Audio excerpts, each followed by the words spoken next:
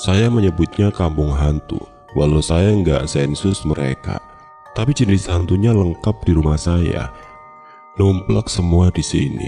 Mulai dari Mbak Kunti dan anaknya, Gendruwo, hantu cewek berbaju putih, bola api, pocong, tuyul, bayangan hitam, dan lainnya. Ada juga beberapa kali saya melihat penampakan yang menyerupai almarhum papa dan kakak saya saat listrik padam. Ada sosok yang menemani mama saya menjahit malam hari. Bahkan ada anak-anak kecil ribut mengobrol saat saya sedang terlelap. Yang terpenting waktu tidur disarankan jangan menghadap bahkan melihat cermin. Apalagi cermin besar.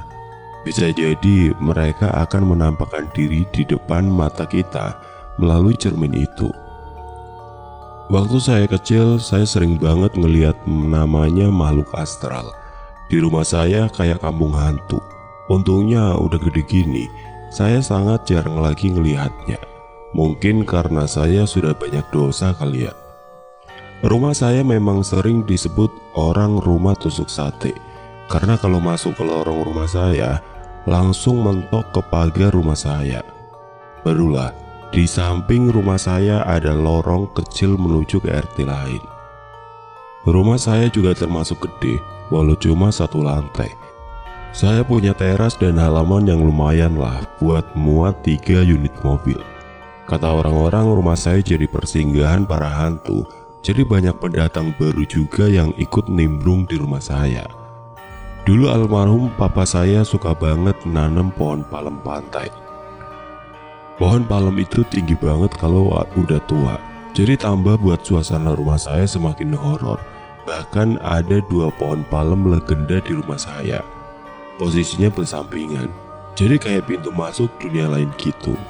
Untungnya sekarang udah ditebang, karena emang buat ngeri dan katanya jadi tempat nangkring para warga kampung hantu. Kalau mama saya hobi berkebun, jadi di pinggir halaman memang disediain space buat bercocok tanam, terutama nanam pohon pisang, dan sampai sekarang beranak pinak si pohon pisang itu. Yang horornya, di depan kamar saya ada 2 buah pohon pisang yang katanya beberapa orang yang bisa melihat. Ada Mbak Kunti dan anaknya yang standby di sana. Sering juga mereka menampakkan diri. Bentuk rumah saya kayak huruf L. Jadi kamar saya berderet dengan kamar kakak saya di bagian belakang. Di depan kamar saya langsung ke halaman dan kebun-kebun kecil racikan mama saya. Di setiap ruang di rumah, saya selalu melihat penampakan mereka. Bentuknya macam-macam. Beruntungnya saya hanya ngelihat cuma sekilas, nggak sampai jelas banget. Saya dulu hampir tiap hari kena tindih. Sampai-sampai saya nangis sesekukan karena nggak bisa tidur akibat selalu ditindih. Saking parnonya, saya selalu menyelipkan tulisan ayat Al-Quran, bahkan naruh Al-Quran di atas badan saya. Tapi tetap saja si hantu bisa menindih saya.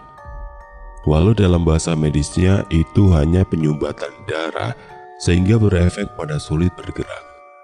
Kejadian itu terus terjadi sejak saya duduk di bangku sekolah dasar sampai tamat sekolah menengah pertama. Kalau dulu saya kayak bisa melihat suasana dunia lain saat mata saya terpejam. Jadi kalau kelopak mata saya tertutup, mata saya bisa melihat seperti apa aktivitas dunia lain di kamar saya. Itu posisinya saya belum tidur, masih tersadar, hanya mata saya saja yang tertutup.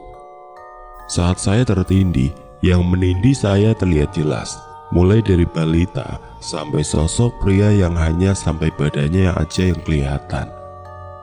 Waktu masih unyu-unyu, saya tidur sama mama di kamar depan. Sedangkan papa dan 2 kakak saya tidur di kamar ujung. Di kamar saya sekarang.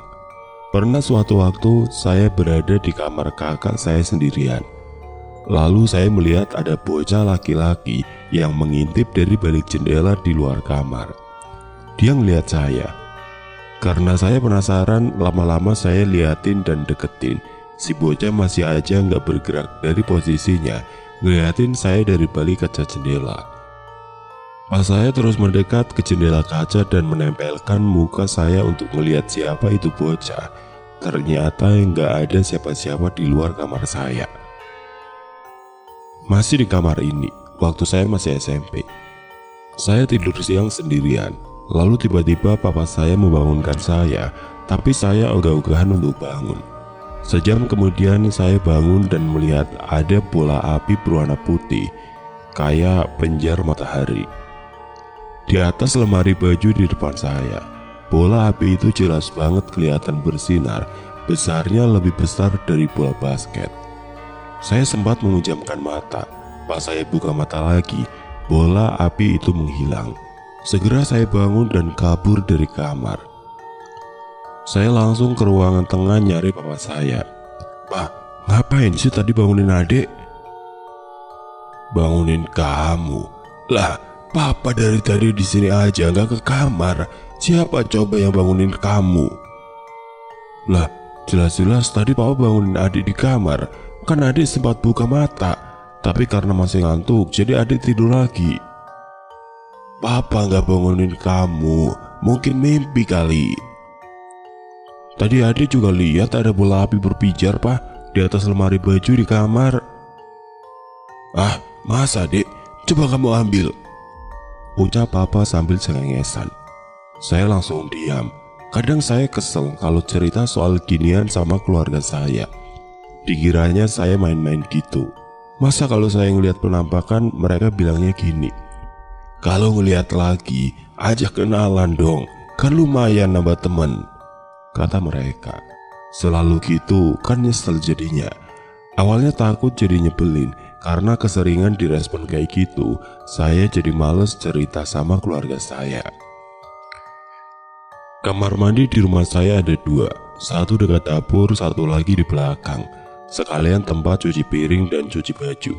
Kebetulan atasnya terbuka, jadi dari kamar mandi belakang bisa melihat atap rumah orang. Tapi khusus di tempat mandi, bisa melihat lantai 2 rumah tetangga saya yang dijadikan tempat jemuran.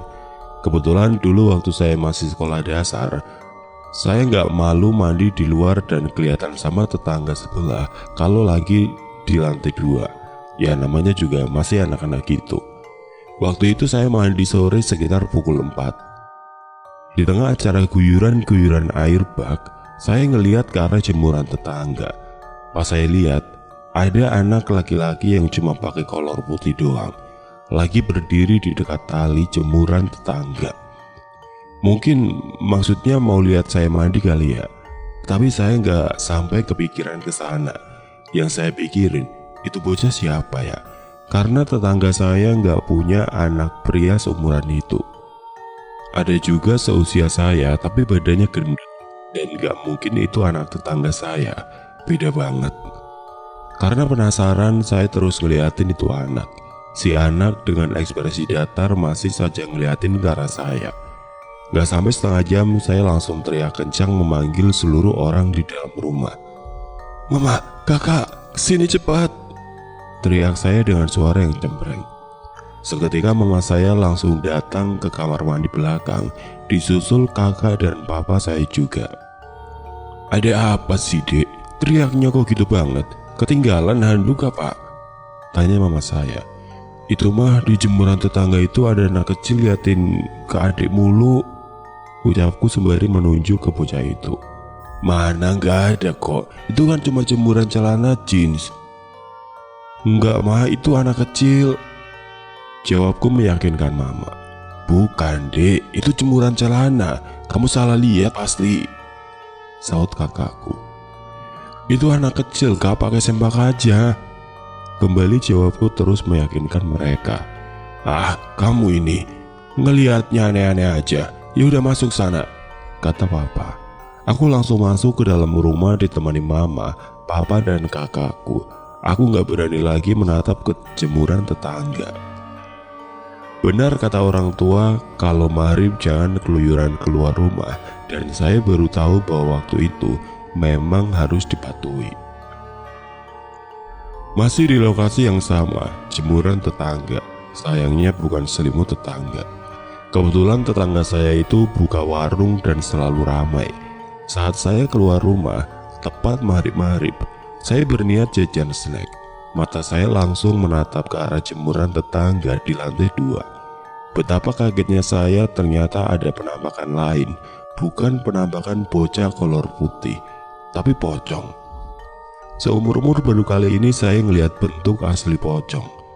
Ya samalah dengan kayak yang ada di film-film horor. Sama persis malah. Untungnya nggak kelihatan ada belatung atau muka seramnya. Si om pocong itu loncat-loncat di tempat. Tepat di tempat jemuran tetangga itu. Saya kaget setengah mampus melihat si pocong itu. Apalagi loncat-loncat. Sambil terus berjalan, saya memilih menunduk.